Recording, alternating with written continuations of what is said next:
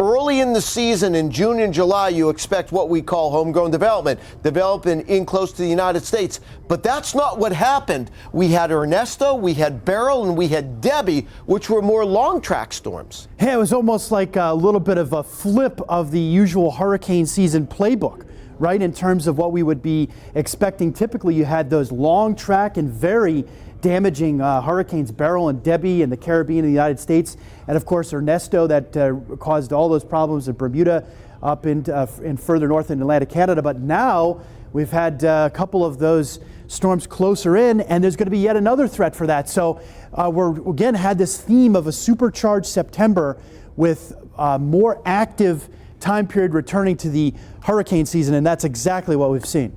Now, we do have a system out in the Atlantic. We just want to share with you. There it is, Tropical Depression number 7. We're not too worried about that, John, because that's going to be lifting as you're drawn to the north-northeast. It will be a storm. It will be yet another storm in September, but nothing that we're concerned about. But here we go again, homegrown development. We use that term here. It's an AccuWeather term. It describes development close to the United States. There's the setup on Sunday.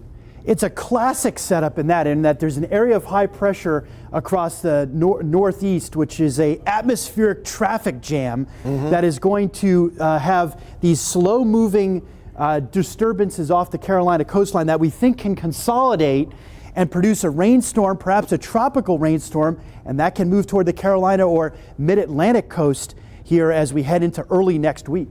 Yeah, there's our area, John, and regardless of development or not, we are concerned there's going to be some heavy rain in there.